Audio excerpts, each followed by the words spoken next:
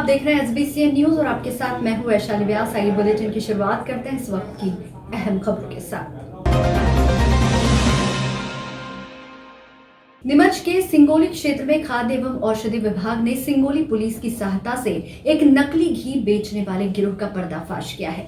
गिरोह में 3 सदस्य शामिल हैं, जो गुजरात के निवासी बताए जा रहे हैं। गिरोह के सदस्य राजस्थान के कोटा शहर से नकली घी तैयार कर सिंगोली क्षेत्र में बेचते थे।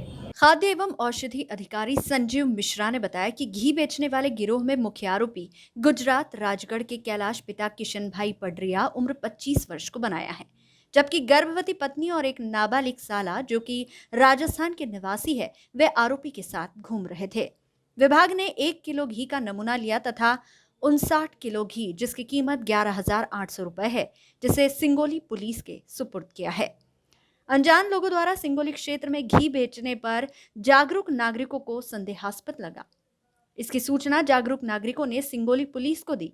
पुलिस ने मौके पर पहुंचकर खाद्य एवं औषधि विभाग को इसकी सूचना दी।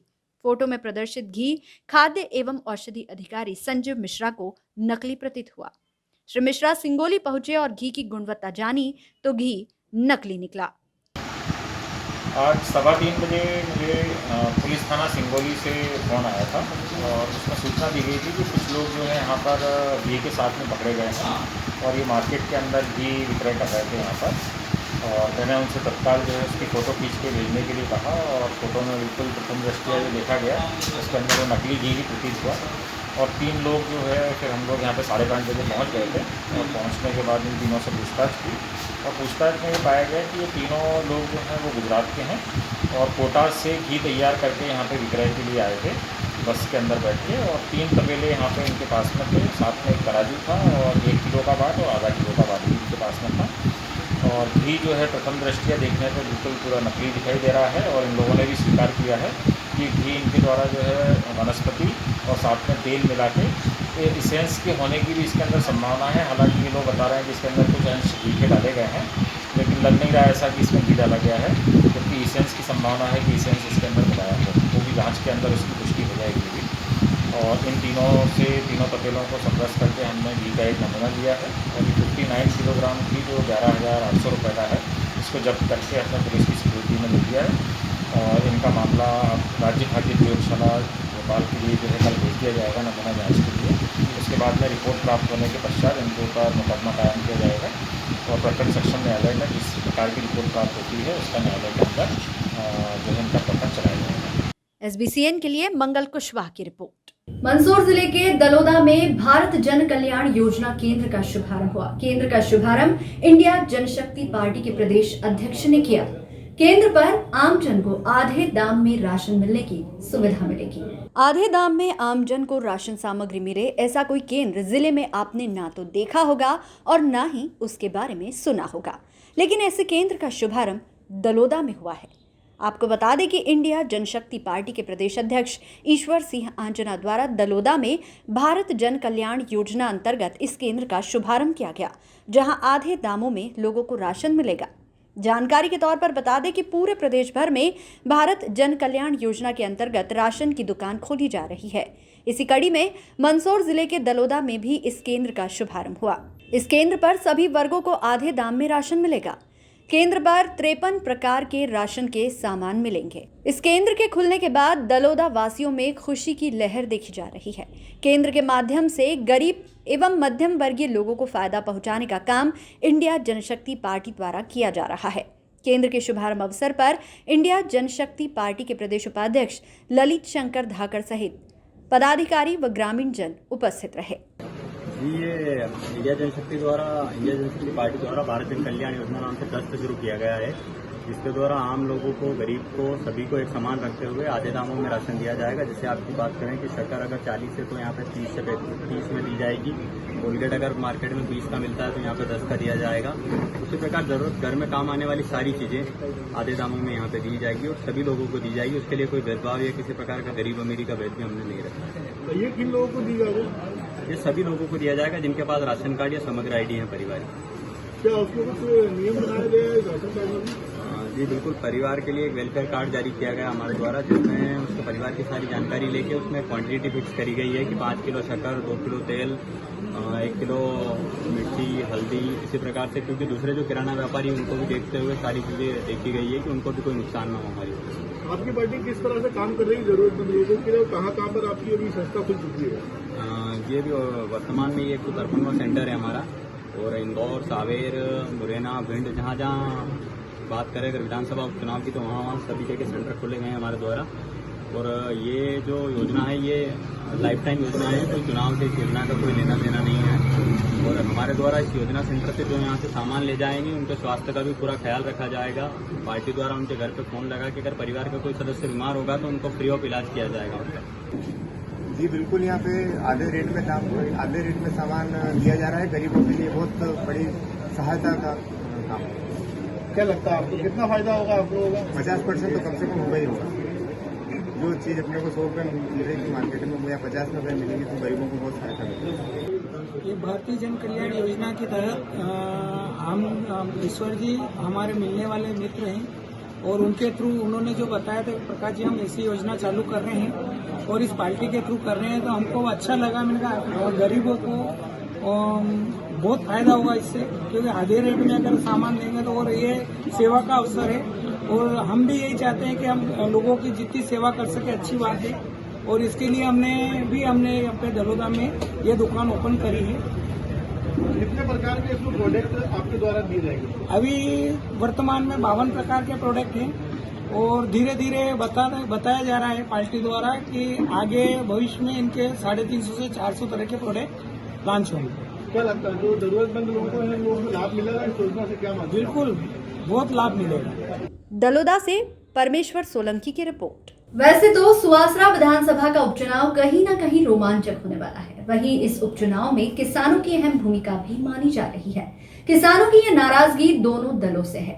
विधानसभा क्षेत्र के गांव असावती में किसानों ने एकत्रित होकर चुनाव का बहिष्कार करने की आवाज उठाई है। आखिर किसान क्यों चुनाव के बहिष्कार की बात कह रहे हैं, जानते हैं इस खबर में। सुवासरा विधानसभा के गांव असावती में रविवार शाम गांव के सैकड़ों किसान एकत्रित होकर 2019 बाढ़ से हुई बर्बाद फसलों का स्वीकृत मुआवजा राशि न मिलने की वजह से 75% मुआवजा राशि के कारण चुनाव बहिष्कार की आवाज उठाई है। असावती के सैकड़ों किसानों ने गांव में रैली निकालकर एक मीटिंग की, जिसमें गांव में ना बीजेपी ना कांग्रेस, सबसे पहले किसानों के नुकसान का स्वीकृत मुआवजा, उसके बाद वोट। कुछ दिन पहले मंडल अध्यक्ष व कैबिनेट मंत्री ने ग्रामीणों को आश्वासन दिया था कि बजट पास होते ही किसानों का 75% मुआवजा राशि डाली जाएगी, लेकिन वह अब तक नहीं डालने से नाराजगी है। नहीं मिला, 19 का 25% मिला और 75% बाकी है। इसके लिए सब किसान इकट्ठे हुए, यहाँ पार्टी से कोई लेना देना नहीं है, बीजेपी हो या कांग्रेस हो, सभी मिलकर हम वोट का बहिष्कार करेंगे। कितना परसेंट मुआवजा मिला और कितना बाकी? 25% मिला और 75% बाकी है। यहाँ मेरे को बुलाया, पूछा सबको कि क्यों इकट्ठे, किस बात में गिनने के आगे हमारा 19 का मुआवजा नहीं आया, इसलिए हम वोट का बहिष्कार करेंगे। यहाँ का सावती के सभी गांव वाले, पूरे गांव का इकट्ठे हुए, सभी समाज एकदम इकट्ठे हुए, एक आवाज में कह रहे हैं कि हम वोट का बहिष्कार करेंगे। क्या कारण पूरे उसका? मुआवजा नहीं मिला इनको, सबसे मेन कारण। कब का? 2019 का 25% मुआवजा, 75% बाकी है। खरीब 2019 का जो मुआवजा राशि पास हुई थी वो आसपास लालपुरा, बावड़ी खेड़ा सभी गांव में मिल चुकी है।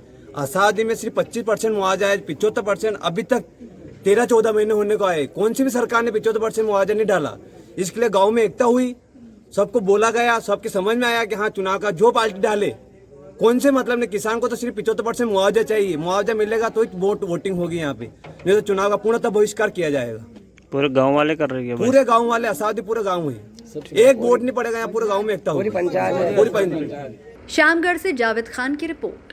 आगामी समय में सुवासरा विधानसभा सीट पर होने वाले उपचुनाव को लेकर जहां राजनीतिक दल सक्रिय है, वहीं जिला निर्वाचन अधिकारी भी अपनी तैयारियों में जुटे हैं। सोमवार को जिला निर्वाचन कार्यालय मंदसौर में निर्वाचन अधिकारियों ने जिले के जनप्रतिनिधियों व पत्रकारों के साथ आवश्यक बैठक की। बैठक में जनप्रतिनिधियों व पत्रकारों को विधानसभा क्षेत्र में होने वाले चुनाव में निर्वाचन के नियमों व बदलाव के बारे में बताया गया। दरअसल कोविड काल में हो रहे इन चुनावों में निर्वाचन आयोग ने कई नियम व शर्तें रखी है, वहीं कुछ बदलाव भी किए गए हैं। जिला निर्वाचन अधिकारी कलेक्टर मनोज पुष्प ने बताया कि विधानसभा क्षेत्र में 85 पोलिंग बूथ बढ़ाने के बाद विधानसभा में कुल पोलिंग बूथों की संख्या 388 हो गई है। वहीं कोविड पॉजिटिव बुजुर्गों के लिए बैलेट पेपर मतदान की व्यवस्था रहेगी। विधानसभा में 40 सेक्टर बनाए गए हैं। किसी भी परिस्थिति में 1 घंटे के भीतर अधिकारी मौके पर पहुंचेंगे। प्रत्येक मतदान केंद्र पर मतदाताओं की औसत संख्या 1000 है। वहीं मतदान केंद्रों पर मतदान से संबंधित आवश्यक जानकारियां पेन से लिखने का कार्य प्रारंभ हो गया है। निकट भविष्य में ही मतदान जो उपनिर्वाचन होना है उसकी घोषणा संभावित है।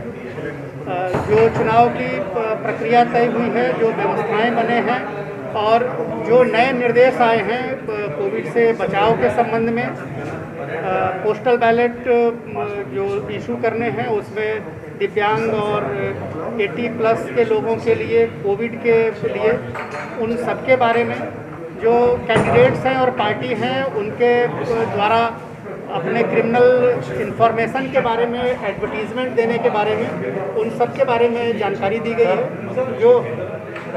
जो चुनाव की प्रक्रिया होगी, जो मूवमेंट होंगे ईवीएम के और मतदान दलों के जाने आने के बारे में, जो नए सहायक मतदान केंद्र बने हैं उनके बारे में विस्तार से जानकारी दी गई है, चर्चा की गई है। और जो प्रेजेंटेशन बना है उसको सभी मीडिया के लोगों को और पॉलिटिकल पार्टीज़ को मेल भी किया गया है। नोटिफिकेशन जारी होने के बाद फिर से मीडिया के साथ हम लोग बैठेंगे, स्टैंडिंग कमेटी की फिर से बैठक करेंगे। जो एमसीएमसी की टीम है वो हमारी जिला पंचायत में बैठेगी और सभी टीमें सुवासरा के जो रिटर्निंग ऑफिसर हैं सीतामऊ एसडीओ, उनके ऑफिस में भी इंटरेक्ट करेगी और जिला कार्यालय में भी इंटरेक्ट करेगी। तो जो मंदसौर के लोग हैं वो मंदसौर में ही इंटरेक्शन करेंगे तो उनके काम पूरे हो जाएंगे, और जो सुवासरा के तरफ के लोग हैं वो सीतामऊ सुवासरा में ही इंटरेक्शन करेंगे तो उनका काम हो जाएगा। जिला कार्यालय और आरओ कार्यालय आपस में इंटैक्ट करेंगे। कितने पोलिंग बनाए जाएंगे? कैंटीन का किस तरह के नियमों का पालन किया? मतदाता 1000 से कम हो इसकी व्यवस्था देते हुए 85 नए सहायक मतदान केंद्र बनाए गए हैं। तो पूर्व में जो 303 मतदान केंद्र थे उसके स्थान पर 388 मतदान केंद्र हो गए हैं। तो मतदाताओं की संख्या कहीं भी 1000 से ज़्यादा नहीं होगी। और मतदान केंद्र पर सभी मतदाताओं की स्क्रीनिंग करने के बाद ही और ग्लव्स दे करके ही मतदान केंद्र के भीतर प्रवेश किया जाएगा। जो मतदान की प्रक्रिया के दौरान सामग्री वितरण, वापसी, सामग्री का जमाना, ईवीएम के अरेंजमेंट्स, सभी स्टेज पर कोविड के लिए प्रोटेक्शन की टीम लगाई गई है और वो टीम हर उस व्यवस्था में कोविड से बचाव के सारे उपाय करेगी ताकि चुनाव की प्रक्रिया के दौरान संक्रमित होने से बचा जा सके। मॉडल कोड ऑफ कंडक्ट जैसे ही निर्वाचन की घोषणा होगी वैसे लागू हो जाएगा और वो मंदसौर जिले में पूरे जिले में लागू होगा। सर कितने वोटर्स हैं सर और यूथ कितने इस पर जुड़े हैं? 2,60,000 वोटर हैं और हमारी जो 18 से 19 साल के लोग हैं उनकी प्रपोर्शन 2% के आसपास है पूरी मतदाता सूची। सर, राजनीतिक दल और उनके प्रत्याशी, उनके कार्यकर्ता जो है वो विचरण करते रहेंगे। ऐसी स्थिति में उनकी मॉनिटरिंग करने की, उनके टेस्टिंग की क्या व्यवस्था है? संक्रमण उनकी वजह से न फैले। जहाँ कहीं भी गैदरिंग होगी वहाँ पे स्क्रीनिंग की व्यवस्था होगी और जहाँ आवश्यकता होगी वहाँ सैंपल्स भी होंगे। आज निर्वाचन सीताओं के निर्वाचन अतिशीघ्र चुनाव आयोग घोषित करने वाला है। आज कलेक्ट्रेट में बैठक हुई थी। उस बैठक के अंदर जो रूटीन के जो काम होते हैं, किस प्रकार प्रत्याशी फॉर्म अपने को ईमेल के माध्यम से या डायरेक्ट भी पेश कर सकता है, और जो कोरोना चल रहा है उस कोरोना अपने को, अपने मतदाताओं को, पूरे क्षेत्र की जनता का ख्याल रखना है और अपने स्वयं का और परिवार का ख्याल भी रखना है। इसके लिए हर पोलिंग बूथ पर सैनिटाइजर रहेगा। पूर्व में 303 पोलिंग बूथ थे, अभी 388 पोलिंग बूथ कर दिए गए हैं। जहाँ पर 1000 मतदाता है उसको बटा 2 कर दिया है। जिस बिल्डिंग के अंदर मतदान केंद्र है उस बिल्डिंग के अंदर 500 मतदान केंद्र रहेंगे, जिससे कोरोना जैसी बीमारी से बच सकें और एक एक व्यक्ति जाकर मतदान अतिशीघ्र कर सके। मतदान का समय भी यहाँ पर तय नहीं किया गया है। मतदान का समय तय जब आचार संहिता लगेगी, क्योंकि ठंड का मौसम आ जाएगा, दिन छोटा हो जाएगा, तो उसके लिए वो सभाओं की जो मैदान है, सभा कहाँ कहाँ होना है उसके भी निर्णय भी नहीं लिया गया है। कलेक्टर महोदय वहाँ पर जाएंगे, क्यामपुर, शामगढ़, सुवासरा, सीतामऊ, जहाँ पर की सभा हो सकती है उसका अवलोकन ये करेंगे। उसके बाद सभा का आयोजन भी होगा। जहाँ पर रूटीन का जो कार्यक्रम है, नगर पालिका नगर परिषद की बैठक अपन कर सकते हैं, किंतु पॉलिसी मैटर पर कोई भी नई विकास घोषणा उसमें नहीं होगी। इस बात की और चर्चा हुई है। अनवरत आगे भी चर्चा होगी। सीए एक नियुक्त करना जिससे कि चुनाव के अंदर जो खर्च होता है उस खर्चे को अपन अनवरत वहाँ पर भेज सकें, उसके लिए एक व्यक्ति नियुक्ति होगी, रिटर्निंग ऑफिसर की नियुक्ति होगी, टेबल पर बैठने वाली नियुक्ति होगी। जो पर्ची प्रतिवर्ष वितरित होती है हर बार चुनाव में आंगनबाड़ी कार्यकर्ताओं द्वारा, वो पर्ची जाएगी। तो चुनाव के जो व्यक्ति हैं, जो भाजपा के राजनीतिक दल वाले हैं, वो पर्ची वितरित नहीं करेंगे। अब देखिए, कुछ पुराने बिंदुओं पर चर्चा हुई और कुछ नए बिंदुओं पर चर्चा हुई। कोविड को लेकर उन्होंने बहुत सारे कुछ नए चेंजेस करे हैं और ये कोशिश की गई है कि एक 80 अबव का जो वोटर है उसके लिए उन्होंने पोस्टल बैलेट का कर दिया है, दिव्यांगों के लिए किया है, और जो सस्पेक्टेड कोविड केसेस है उनके लिए भी कुछ एक अलग पॉसिबिलिटी करी है उन्होंने, और जो कोविड हैं उनके लिए पोस्टल बैलेट किया है। तो इन सब चीज़ों को लेकर नया एडिशन, एक और नया एडिशन ये आया है कि जो भी उम्मीदवार है उसके साथ जो क्रिमिनल केसेस हैं तो वो इलेक्शन निर्वाचन द्वारा जो हमको फॉर्मेट दिया जाएगा उसको 3 बार प्रकाशित करना होगा। ये 2 चीज़ें मुख्यतः नहीं थी। तीसरी चीज़ जो कलेक्शन का रूट होगा, जो पोस्टल बैलेट का कलेक्शन का रूट होगा, वो निर्वाचन अधिकारी हम लोगों को पहले से ही नोटिफाई करेगा। उसके लिए भी हमको हमारा एक एजेंट निर्वाचित करना पड़ेगा जो उसको फॉलो कर सके। पर अगेन वो रूट उस पर डिपेंड करेगा कि कितने लोग इसके लिए ऑप्ट करते हैं, कि कितने लोग चाहते हैं कि वो निर्वाचन करें पोस्टल बैलेट से 80 अबव प्लस वाले दिव्यांग लोग। तो विशेषकर ये 2 ही चीज़ें थी, ठीक है। इसके अलावा अभी कुछ विशेष नहीं है। हाँ, जो वोटिंग का जो समय है इस बार मैं मतदाताओं से कहूँगा कि वोटिंग का जो समय है वो थोड़ा ज़्यादा लगेगा, क्योंकि कोरोना के जो प्रोटोकॉल्स गवर्नमेंट ने स्पेसिफाई करे हैं कि उनका सैनिटाइजेशन होगा, उनकी स्क्रीनिंग होगी। तो इस बात का विशेष ध्यान रखें कि वो पूरा जो समय है, हमने अक्सर देखा गया कि मालवा में मॉर्निंग में या इवनिंग में जब ख़त्म होने वाला रहता है तब ज़्यादा मतदाता मतदान करते हैं। तो उनकी सेफ्टी को, अपने आप की सेफ्टी को भी ध्यान में रख के वो कोशिश करें कि पूरे दिन का इस्तेमाल करें, इकट्ठी भीड़ ना करें, क्योंकि वोटिंग में टाइम लगेगा। और जनरली हम देखते हैं कि जब ज़्यादा वोटिंग में टाइम लगता है तो निराशा होती है और कई बार पलट के जाने की कोशिश करते हैं मतदाता। तो कोशिश करें कि अपने मताधिकार का प्रयोग करें और पूरे दिन भर को इस्तेमाल करें और कोविड प्रोटोकॉल का पालन करें, उनकी सेहत के लिए और दूसरों की सेहत के लिए भी।